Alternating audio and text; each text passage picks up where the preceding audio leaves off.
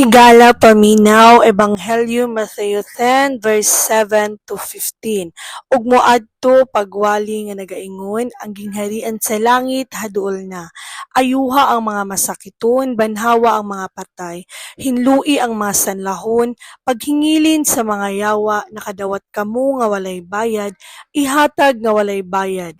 Ayaw pagbatunog bulawan, ni salapi sa inyong mga puntil ni puyo sa inyong panaw, ni duha ka sapot, ni sapin, ni sungkod kay ang namumuot ako sa iyang kalanon. Ug sa bisan unsang lungsod o lungsod nga imong pagasudlan, pangutan-a kung kinsa didto ang takos ug didto pabilin hangtod nga ikaw mobiya gikan didto. Ug inig-abot ninyo sa balay, timbaya ninyo kini, nga magaingon ang pakigdait ania niining balaya. Ug kun kana nga balay takos, ang inyong kalinaw moabot niini.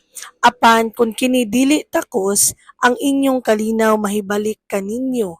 Ug bisan kinsa nga dili mudawat kaninyo, ni mamati sa inyong mga pulong, pagula ni anang balaya, o lungsod itaktak ang abugikan sa inyong mga tiil. Sapagkat tinuod, magaingon ako kaninyo, nga maarang-arang pa alang sa yuta sa Sodoma o Gomora sa adlaw sa paghukom, kay alang ni adtong lungsura.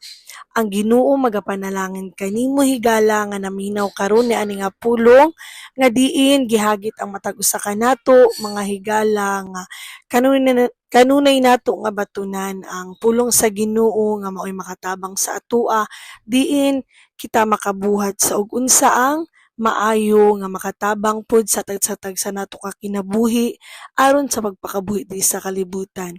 Ang pulong sa Ginoo nagaingon nga ang gingharian sa langit haduol na. Maong higala, igsuon, followers, non-followers, mga kaigsuunan ko diha ni Kristo paminaw nga ikaw unta nga nakadungog karon. Pawalandungi ang pulong sa Ginoo nga kinahanglan ka nga mo-share ka nga walay paabot nga balik kay tungod gikan man sa Ginoo ang tanan mao nang let God nga mao'y mo-bless kanimo, let God nga mao'y maghari sa imong hunahuna ug kasing-kasing sa tibuok nimo nga kinabuhi. Thank you so much sa pagpaminaw higala, akong dakong pag-ampog panghinaot sa tong buhi nga Dios, Lord Jesus Christ nga siya magapanalangin kanimo.